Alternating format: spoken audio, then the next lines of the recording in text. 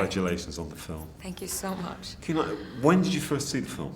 I saw the full extent of the film yesterday. So it's my first time in Venice and at the film festival, and since I was a kid, I used to watch photos of the experience of being here, and now to be here and premiering the film and see it for the first time was quite extraordinary. And the warm reception that we had yesterday, I couldn't be more humble about, but it was extraordinary to see how warm it was.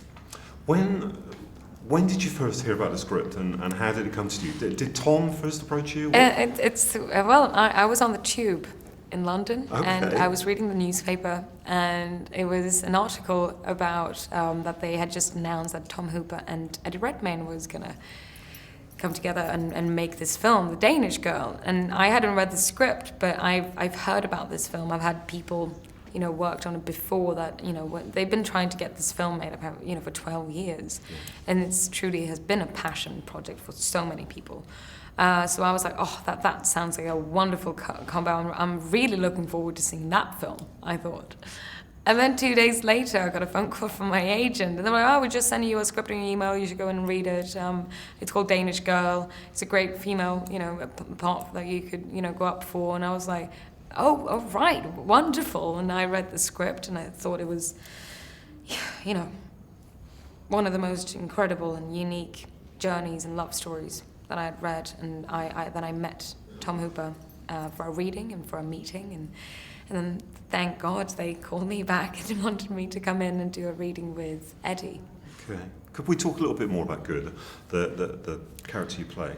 Well, she is very much a woman ahead of her time, I think, in the 1920s when it was quite rare for a working woman, and she was a working artist and self-made. And she's a woman who I think I learned a lot trying to myself portray her, but I was so impressed by how she so unconditionally can care and love and support other people, and kind of be so unselfish in a way that she is, and still not neglecting herself or not being able to feel, that she goes on a very tough journey in this film, and being true, of course, to those difficulties and the sadness that she can carry of maybe feel like, when in this film she gives the opportunity for somebody to do a very personal journey that person needs to do to become their true self, and in that it's probably also a fear in a relationship of losing the connection with the person that you love. Yeah. But even with that, she knows that she will always put that person first, and I think that's quite extraordinary.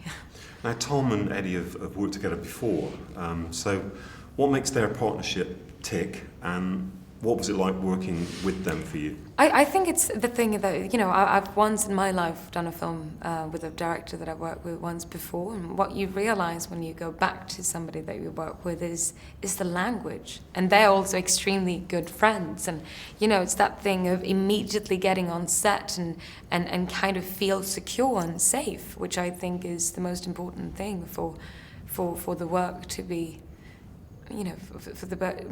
to become authentic and accurate, and that people can dare to push things. And thank, we did have a few weeks of rehearsals, and even though their relationship was very, very, so solid, they were so openly there with their open arms and really wanted to invite me. And we had a couple of weeks of rehearsal, which is quite rare, that I think really brought a lot to our film in the end.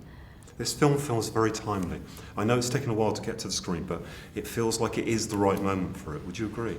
I think with anything, it's wonderful. I'm so happy to know the people that have been on and fought for this film for 12 years, that they kept on going, because it is an extraordinary story and an important story to tell. And with